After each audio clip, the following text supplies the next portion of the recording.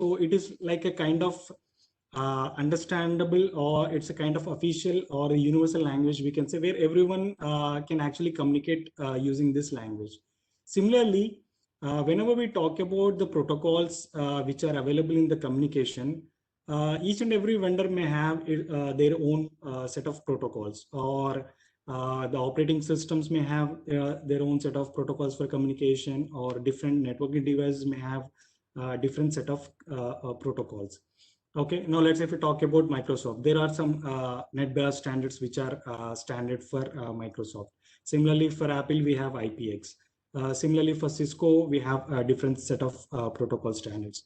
But there must be a universal standardization of these protocols, where uh, every system on the network, or every operating system, or every networking device, or every operating system vendor can actually use this universal standard, or the kind of understanding of this protocol standardization, so that the systems on the network can able to communicate with each other easily.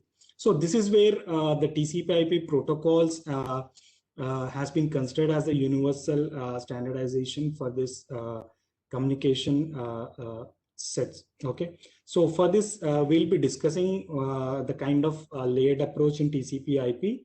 Then we'll have some brief introduction on what kind of protocols are available at each layer in the TCP/IP protocol suite. Because whenever we talk about any communication, or the kind of topics we are going to discuss in the coming sessions, so at any point we'll be linked to the kind of communication, or the kind of protocols that are available at the TCP/IP. Because even when we talk about the security or the kind of gaps are possible, because there are some already inherent loopholes, or the kind of flaws that are available in the protocols that work at each and every protocol layer. Because in communication, we actually deal with these kind of layered approach only. So every layer has its own set of protocols according to the functionality of the layer, and also has some pros and cons with respect to each protocol. So based on the cons of the protocol, so we may be able to get some information, or use some of the techniques to actually get information out of these protocols. So it is also important to understand the basic communication of how these protocols works. Then we can have a clear indication or clear idea of how the communication is happening in the background. Because whatever we are talking for this session will be mostly on the theoretical, but in the afternoon we'll have a practical demonstration of the entire communication stack using one of the tools, Wireshark, along with the scanning techniques of Nmap. So as we discussed, so this is one example of the global architecture. This is the global kind of, any organization, or per se we can say this is the kind of generic architecture that exists in any of the organization, where we can observe there are three different networks for this. The first one is the internal network to the organization. And the second one is the DMZ, or the demilitarized zone, where the public hosted websites are available. And the third network is the internet, or the public accessible domain. So generally, in general, we have these three kind of networks in any of the organization, or in any of the generic architecture. So this internal network is internal to the organization, or generally we say the private network in general terms. The internal or private network is only accessible to the organization level, or to the employees of the organization. Again, we may have different kind of departments, or the networks with respect to each individual departments. Like the example shown in this, let's say we have one particular network to the finance department, and other network to the production department. Also, we have seen the kind of IP addressing yesterday, where these networks are also based on those, it may be through the physical segregation, or we can also have the logical segregation through the IP addressing also. So where we can divide, even though it is one internal network, so there may be a different departments in the organization. Now let's say there may be some departments like the finance department.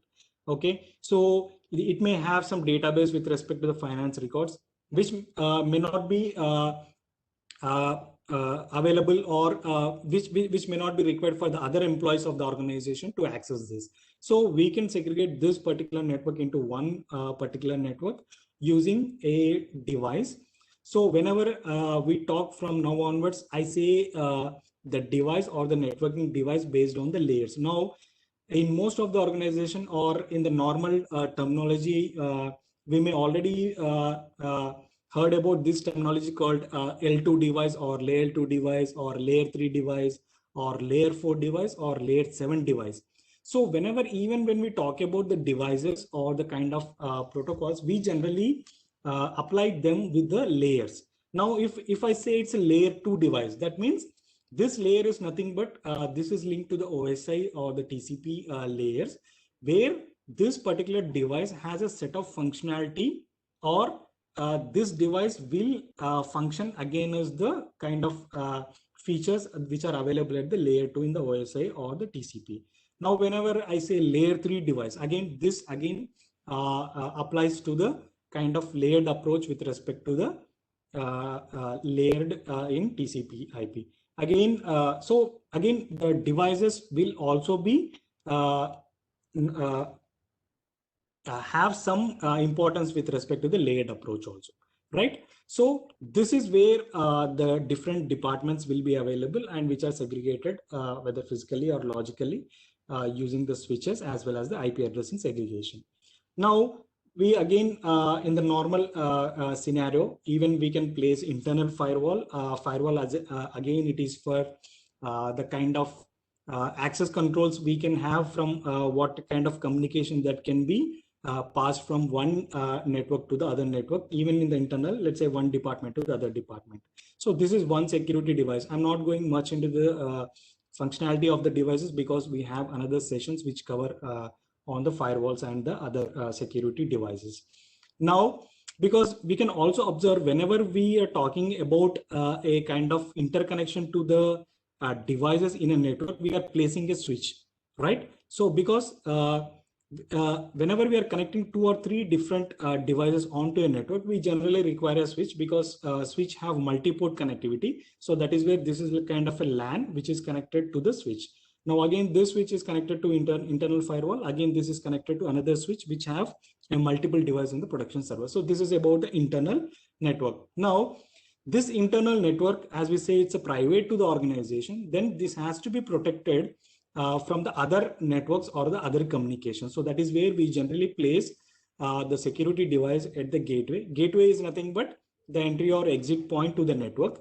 So we generally place a gateway device. Usually it is a firewall, or there may be another enhanced security features are also available in the firewalls, like your IDS, IPS, and all the web application firewalls. A lot of security features are also available as part of this. Okay. Now, there is another network which is again a part of the organizational network, but which is placed not in the or not associated with the internal network. This is where the public hosted websites or the public hosted applications of the organizations are placed. Okay, now let's say the organization is hosting an email server, and the organization is also hosting a web server, and the organization is also hosting some of the DNS servers. Now, there again, there are some internal servers also which are there in the private network. Now, these servers or the applications are only accessible within the LAN or within the internal network of the organization. Whereas these networks are actually hosted for the public, where let's say I host a website of my organization. Now this has to be accessed by the public. So these kind of services are hosted in a separate network. Okay, usually we say it's a demilitarized zone. Now again, these servers are connected to a switch. Now again, this may be part of the firewall, where I have a segregation to access the DMZ network from the internal network. The other network is known as the public network, or which is usually say the untrusted network, because we don't know what is there out on the network.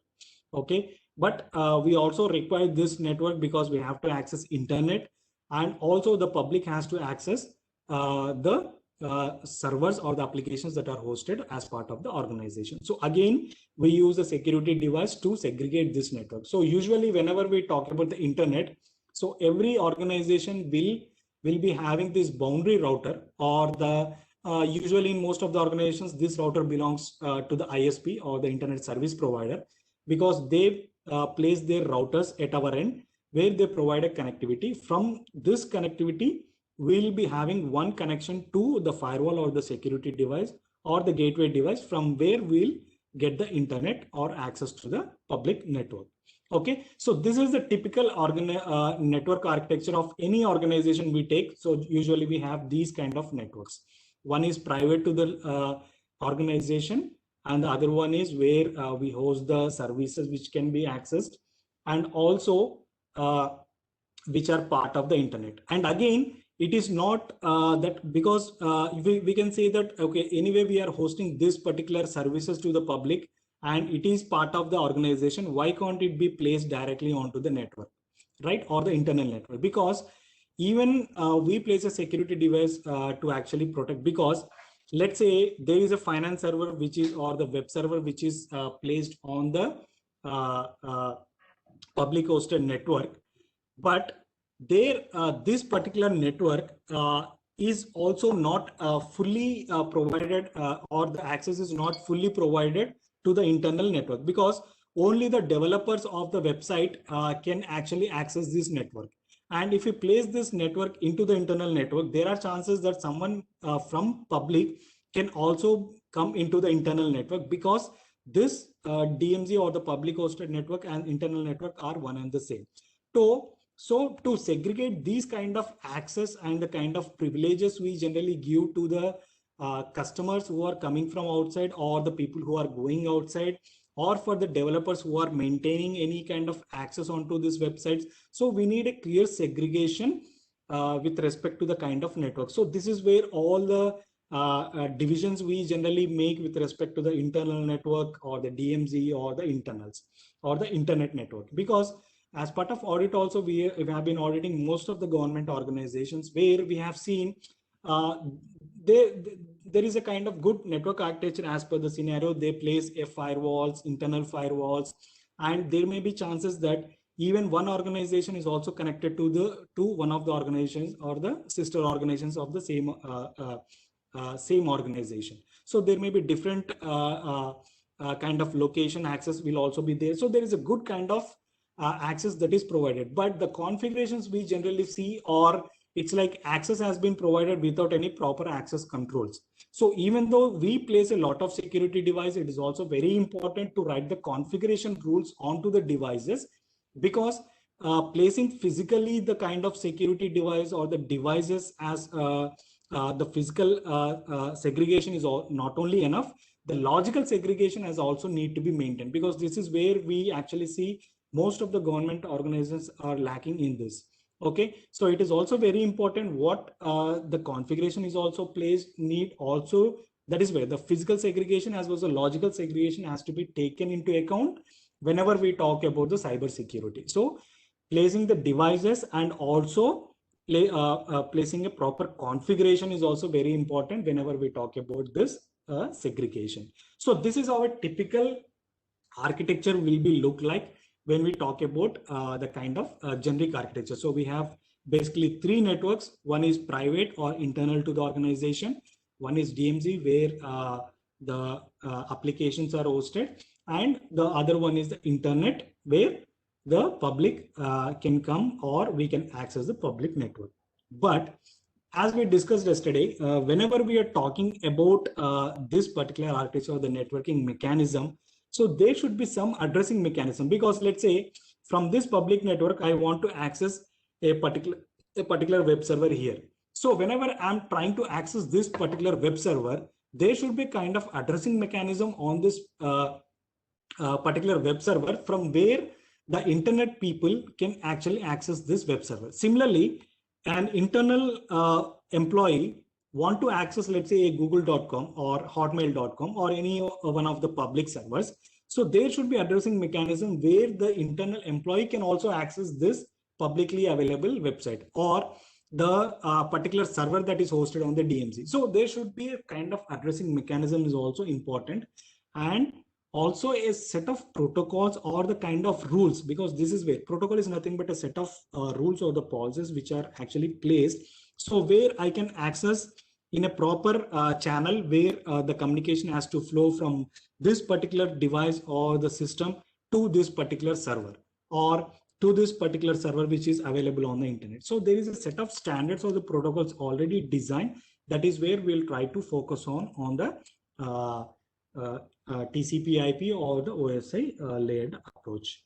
So as we said, whenever we talk about addressing mechanism, we have to remember that there are two types of addressing mechanisms that are associated with the computer system or in the communication with respect to the system. What are they? The one is called the MAC address. So as I said, in the simple analogy we can have for this MAC address and IP address is nothing but the address or the kind of numbers we use on the telephone or the smartphone. So we have two addressing mechanisms or the two numbers on the smartphone. What are they? One is the IMEI number as well as the mobile number. So the IMEI number is the physical number or the physical address of the smartphone, which is unique to that device. Whereas the mobile number, I can carry it on any one of the device. I can simply replace the SIM module in any one of the other device. I can carrying the mobile number along with that particular because it is a logical number. Similarly, we have two addressing mechanisms on the computer system communication. One is MAC address or the media access control. Generally, this particular MAC address is hard-coded onto the NIC card or the network interface card, which is used for the network communication. So generally, this will be hard-coded for that NIC card. Similarly, we have IP address or the Internet Protocol address, which is a logical address, which can be carried on, because the same address can also be used in different organization, and I can usually change this IP address from one device to other device, or assigning can also do on the different devices. So the MAC address will be used for communication between the computers on the same network. So this we have to remember, same network in the sense, if it is under the same logical control, so we will use the MAC address for exact finding of the device from where the communication has to reach. Whereas the IP address, it is used for communication between the systems on this different networks, not only on the same networks. We can also communicate this addressing mechanism for the different networks, because the IP address available on the internet, I have to reach there. That IP address will not change even if it's a logical address, but I can use the different routing mechanisms or the different paths to actually reach that IP address. Okay, so this is where the two addressing mechanisms will be used as part of the communication. So whenever we talk about this protocol standard or the kind of standards we use, we have the two kind of mechanisms, the OSI model as well as the TCP/IP model. First, we'll have a look on the OSI model. OSI model is nothing but Open System Interconnect model, where the communication model has been divided into 7 layers. Okay, so we have the approach, let's say from top to bottom, we'll discuss. We have 7 layers in this OSI model. Generally, we say it's a theoretical model where the entire communication has been segregated into a layered approach, because each layer is actually a logical segregation according to the functionality. Now, if I talk about the application layer, let's say the application layer is responsible for providing the network services to the users. So basically, this is the layer where the end user will try to interact with the system. Now, let's say I open a browser. Okay, so this is where I'm interacting with the system to start the communication. So it is an application. A browser is an application. Similarly, I open Outlook for sending emails. I open different chat windows for doing chat. So these are all the kind of applications I generally or the end user will use. So this is the application layer, which is responsible for providing network services to the user through various ports, where ports is nothing but a kind of service. We'll see in detail in the coming layered approach or with respect to the different protocols whenever we discuss. So whenever we are talking about the protocols that are available at the applications, we generally have HTTP or the HTTPS, which are used for the web communication.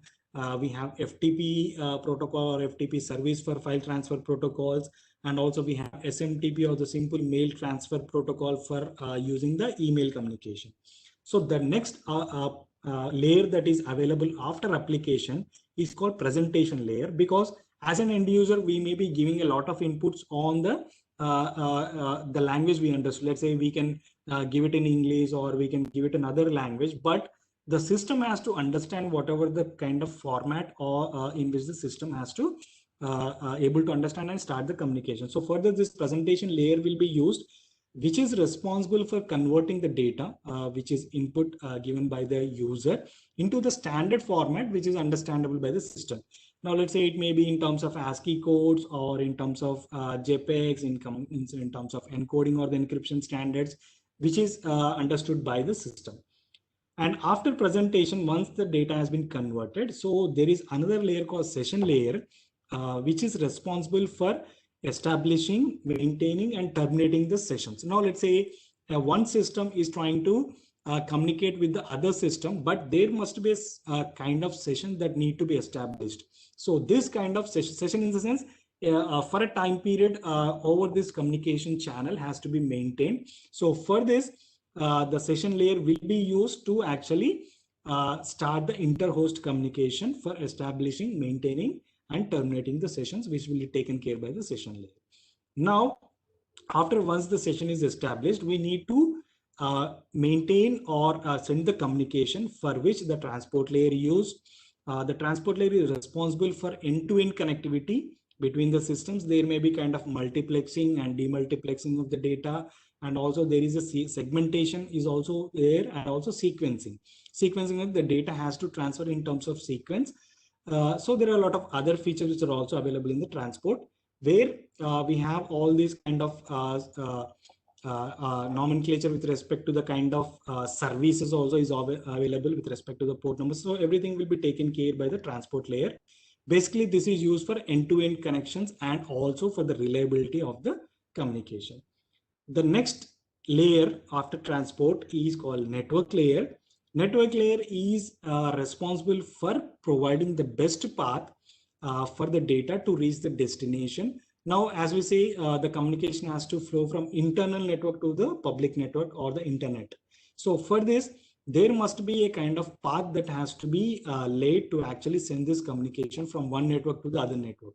So this kind of things will be taken care by the network layer, which is responsible for deciding the best path for the data to reach the destination. By using the routing protocols, we have different routing protocols to actually choose the best path, and also the routed protocols for addressing mechanism. So basically, the network layer is responsible for the path determination and logical addressing of the networks. The next one is called the data link layer, which is responsible for providing the media access control or the logical link control. So basically, this is with respect to the physical addressing. Now the network layer will be taking care of the logical addressing, whereas the data link layer will take care of the physical addressing, because we have to actually know where this device is exactly located on the network, right? So that is where the media access control or the logical link control, the protocols will be used to actually use for the physical address using the data link layer. And the last layer is called physical layer. Now this physical layer is responsible for converting the electrical, mechanical kind of things, like to transfer the kind of signals. Now let's say if I use the physical communication as the cables or the kind of RJ45 cables, then the communication will be transferred or converted into the electrical signals, because ultimately the data has to flow in bits, that is zeros or ones. So that has to be converted as per the standard format that has to be sent over the communication channels. Now, similarly, if I use the Wi-Fi network, then that will be converted into the radio signals. So based on the kind of physical media we use, accordingly, the transfer or the kind of transmission will be converted. So that is made possible by the physical layer. So overall, if we talk about in terms of the OS layer, we have 7 layers: the application layer, presentation layer, session layer, transport layer, network layer, data link layer, and physical layer.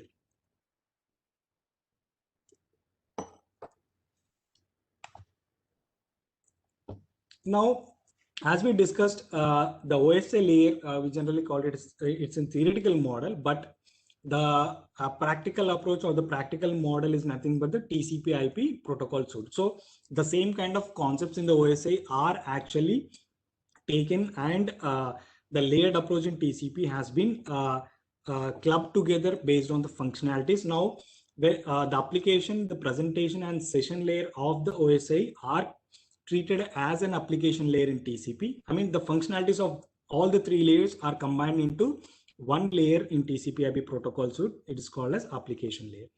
Whereas the transport, it is again transporting network layer. The network layer is also as a network layer in TCP/IP protocol suite.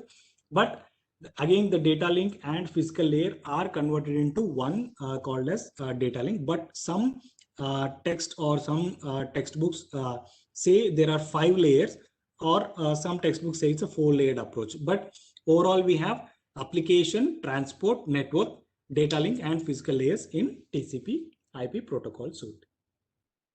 Now, as we discussed the layered approach, why the layered approach is important? Because the layered approach gives us a kind of clarity on the functionality of those protocols at each particular layer.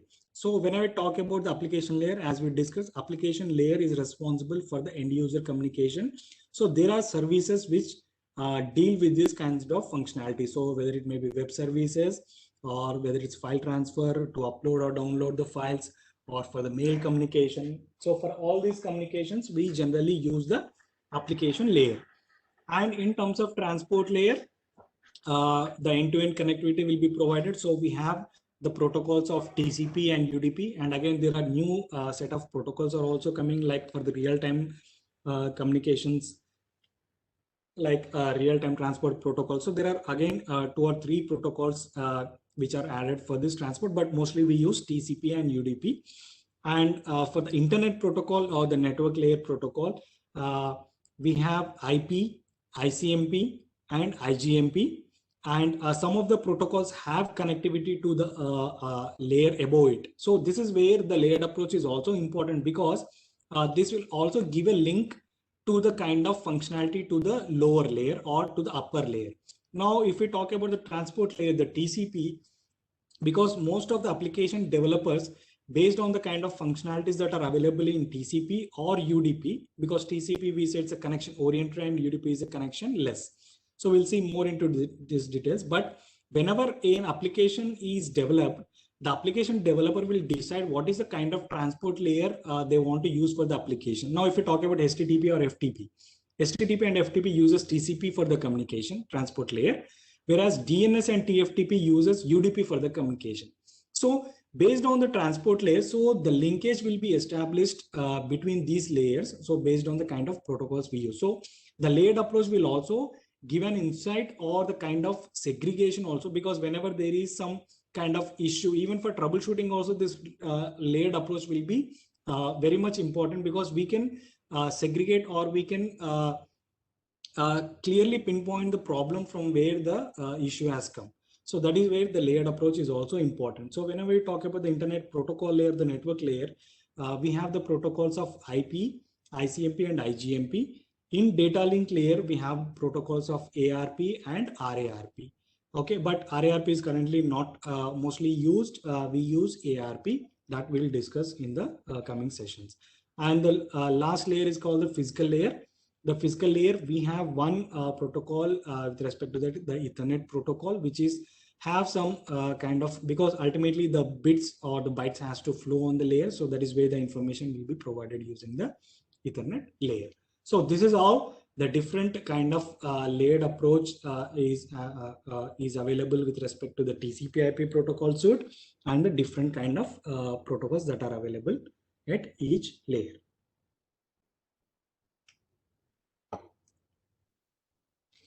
So whenever we talk about the overview of the protocols, again with respect to the TCP, so each protocol has a set of parameters that are associated, because each layer is actually distinguished unique with respect to the features of that particular layer. So that protocol also has set of parameters which are unique to that protocol, because it has to send the communication from one layer to the other layer. So whenever a user generates the data, it is called as data. But whenever it is actually moving from one layer to the other layer, the respective headers of those protocols in that layer will be added. Now, if we talk about application layer, we have protocols like HTTP, FTP, and Telnet, let's say. Now, whenever the data is generated using this HTTP protocol, so the HTTP header will be added to the data. Now, this data plus HTTP header will be transferred to the next layer. Now, let's say it has been moved to the TCP or the transport layer. Now, let's say for HTTP, we are using the TCP as a transport layer protocol. Now, along with this HTTP header, again, the TCP header will be added to that particular data, right? Now, whenever again it is moving to the internet protocol layer, the network layer, the IP header will be added to that. Similarly, whenever it is moved to the data link or the physical layer, the Ethernet header will be added. So why actually these headers will be important? Because whenever again, this is, let's say this is the communication which is generated by me. This is the source communication. Now, when this communication is sent to the destination, now the destination has to, before processing the data, the destination will try to understand what is the kind of communication that is, to which particular protocol the communication has to be sent and what kind of data has to be processed. So to understand this, the destination again will check for the Ethernet header. Based on the parameters, it will again check for the IP header. Based on these parameters, again, it will send the communication to the respective layer.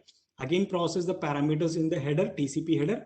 Again, now it will check for the corresponding application headers. Now, let's say the HTTP headers. Then it will process the data. Because whenever I open a browser, I may be giving some inputs like credentials and passwords, but this is part of the HTTP communication. Now, this HTTP communication will only be understood by the HTTP server, because it has to again give the responses and the corresponding communication has to be sent using the HTTP protocol. But to send this communication, it's not possible directly. I can send the HTTP communication from one system to the other. So for this, I need a set of protocols or the parameters that needed to send this data from one system to the other system, right? So this is where the layered approach will be used. So for every layer, we have this kind of different protocols on which the headers are available with respect to the protocols. Now, as we discussed, so this is the one, the first user generated data is called data. For this, the application header is added. And again, this whole data, this whole thing is called as data. Now, whenever it is moved to the transport layer, again, the transport header will be added. Now, again, this data will be sent to the internet header or the internet protocol header. The internet header will be added. Next, again, this data will be added with the Ethernet header. Okay. Now, this entire data will be sent onto the communication medium. It may be through the physical or the wide network, or it may be through the wireless or any other different communication channel that will be used. Through that medium, the data will be sent over that. Now, whenever we do the demultiplexing on the destination, so whenever the incoming data has come to the system, first the driver or the NIC driver or the Ethernet driver will take the data. Then according to the kind of header information, it will try to send to the corresponding protocols. Okay, now let's say if it is only the data link layer communication, that means only ARP communication will be header. The ARP communication doesn't have any linkage to the above layer or to the internet header. So only the ARP will be processed here itself and the communication will be understood by the system.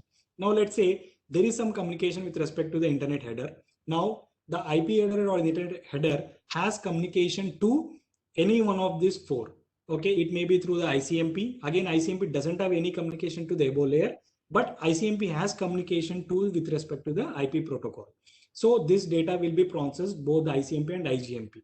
But let's say the IP header is having some communication with respect to the transport layer protocols now, whether it may be UDP or TCP. So again, this data will be sent to the corresponding transport layer protocols. Now again, based on the transport layer protocols, there are some applications which are designed on these transport layer protocols.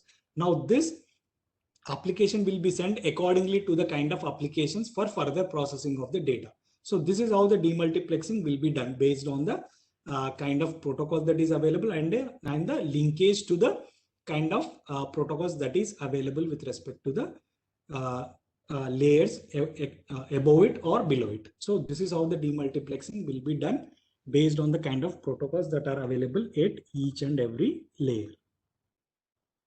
Now, we understood like there are kind of protocols or the layered approach which is available on the communication.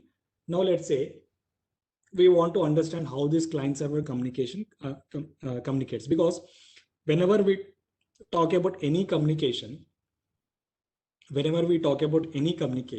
so this communication has to be sent over the network, right? So to send this communication, we may be using a lot of applications. We may be opening a browser, we may be opening a mail application.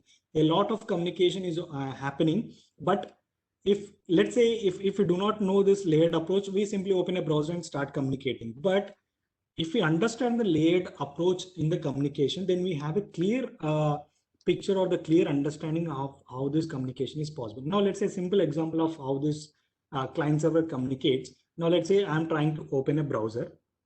Okay. Now, let's say this is my system. I'm trying to open a web browser. Now, I want to access a particular web server or a particular website which is available on the internet. Now, whenever I'm talking about this web server, this is an application.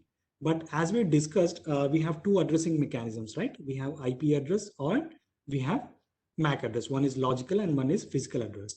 But the system, whenever we talk about any kind of communication in the computing system, it only understands only two types of addressing mechanisms. One is IP addressing, one is physical addressing. But we generally what we do as whenever we start communication, let's say I open a web browser. Okay, what exactly we will give in the web browser? The address. Instead of IP address, we generally give the names. Now let's say we'll give google.com, or let's say we'll give cdac.in, or else we'll give some other web server. So whenever we give the names, but the system, as per our understanding, the system only understands the two addressing mechanisms only, IP as well as physical address. But instead of those addressing mechanisms, we are actually giving a name. But there should be some mechanism to actually convert this name into the kind of addressing mechanisms that the system understands for starting the communication. So this is where whenever we give any kind of parameters in the system, I think we have seen the most of the things. Let's say a small example I will show you, because this will give a clear understanding.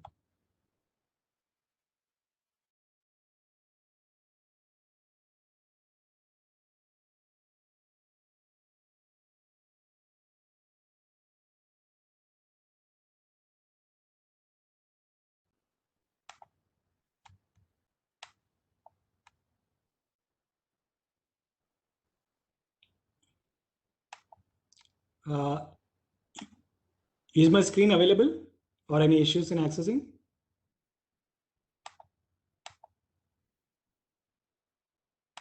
Atul?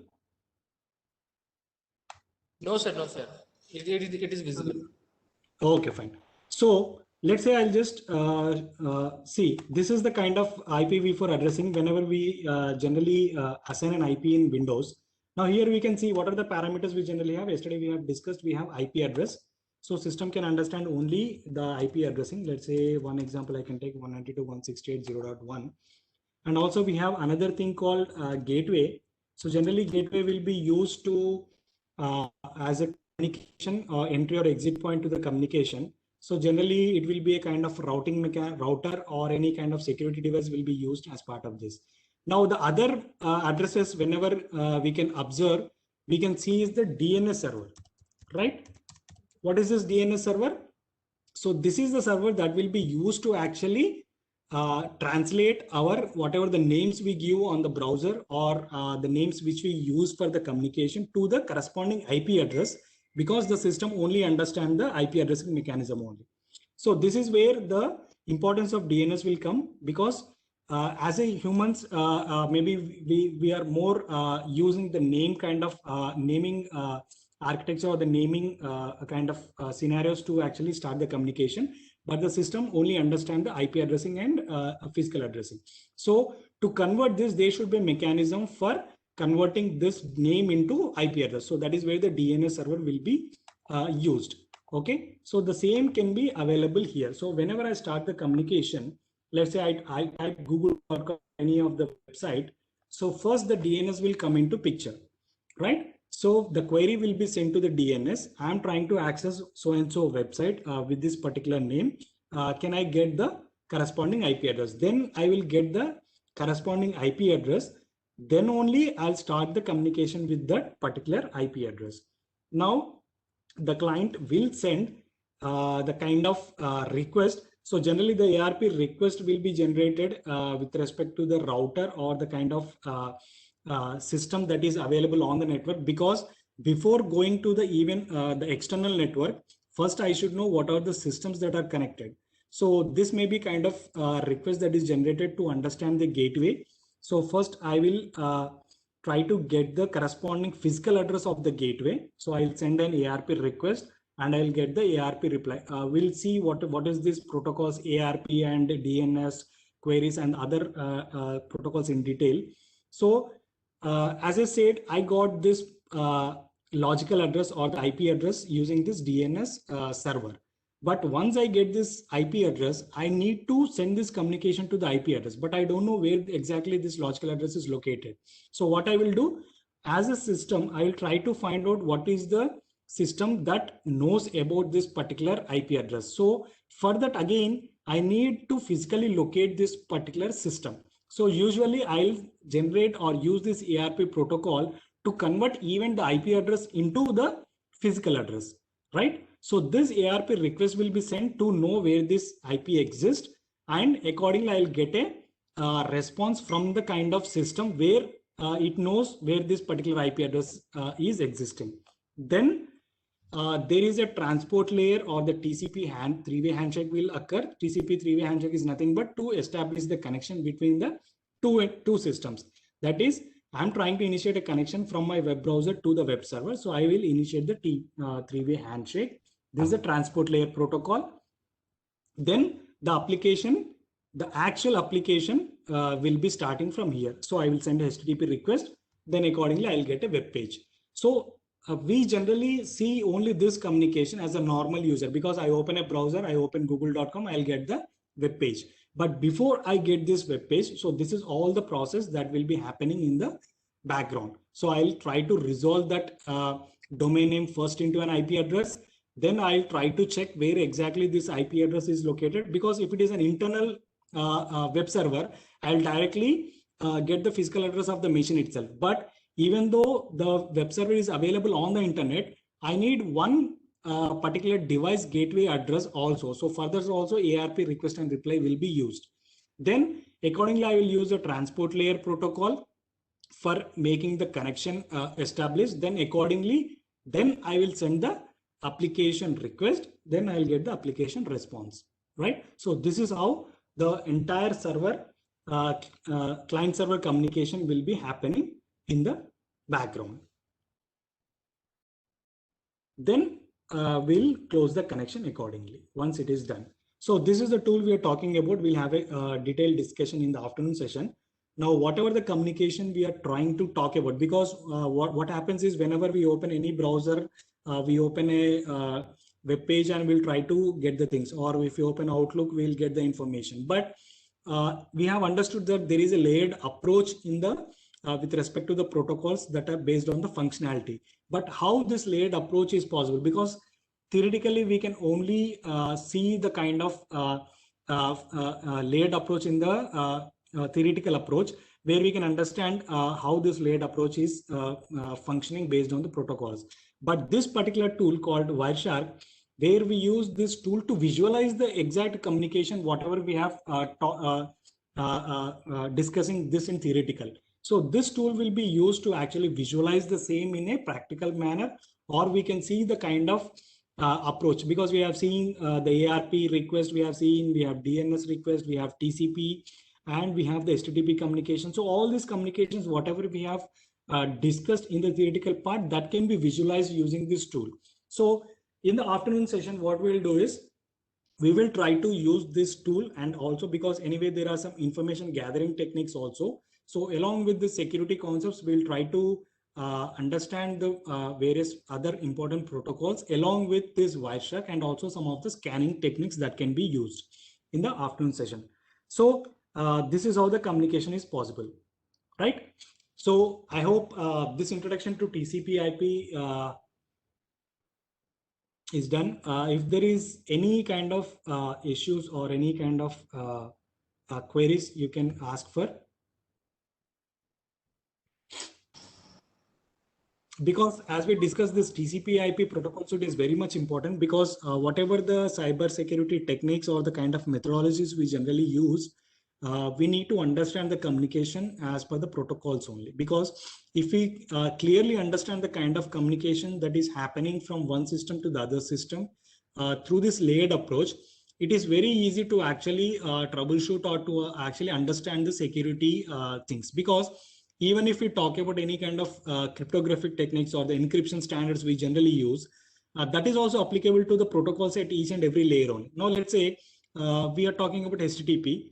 HTTP is a clear text protocol. So this is one of the loopholes in the protocol, because it is clear text. Anyone who is actually trying to sniff the data can actually see the communication in the HTTP protocol. Okay, but for this, what we are doing, we are going for the encryption of the HTTPS. Now, again, where exactly this encryption has to be done?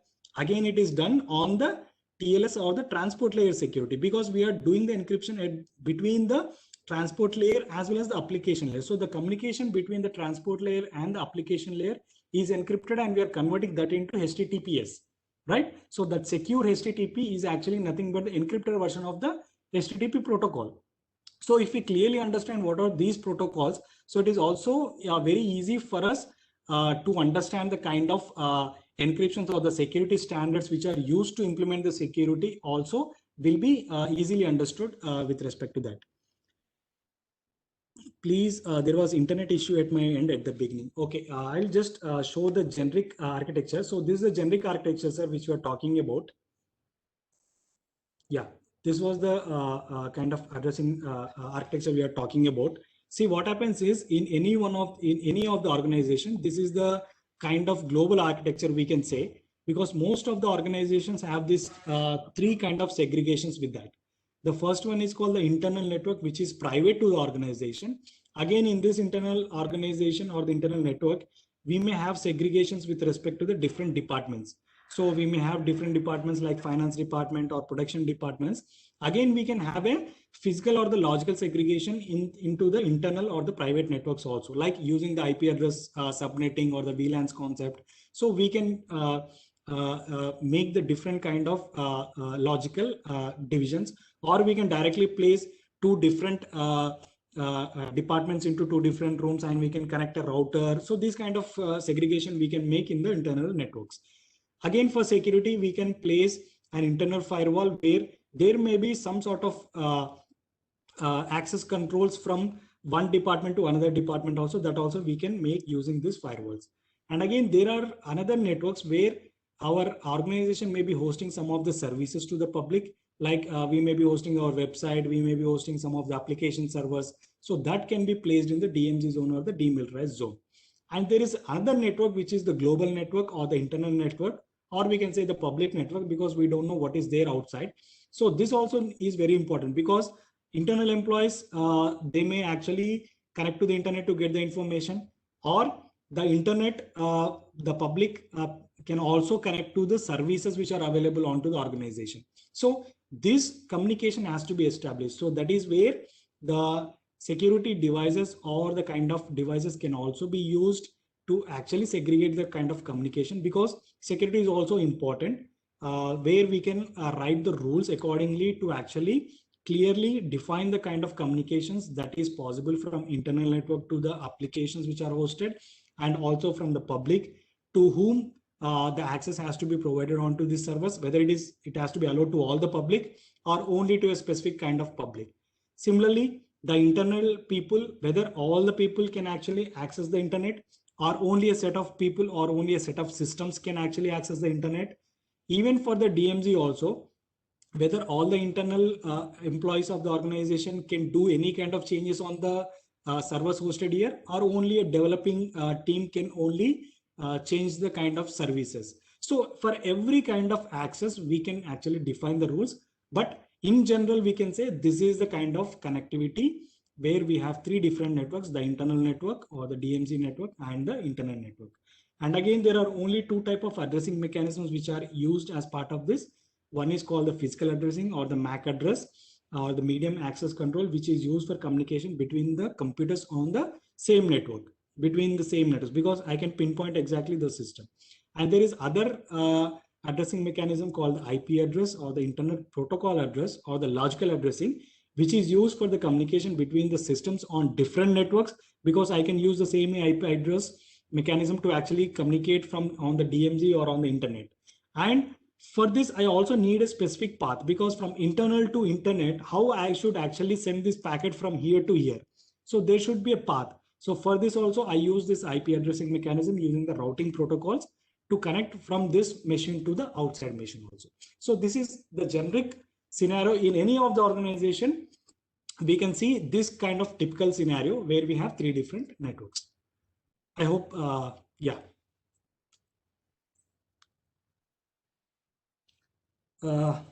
I think I'll conclude this session here, and the remaining will continue in the afternoon sessions, where we'll also have some practical kind of demonstrations using the Wireshark tool also. Okay, thank you.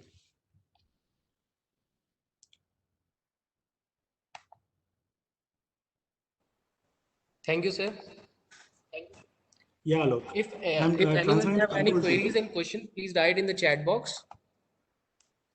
There is 5-minute break.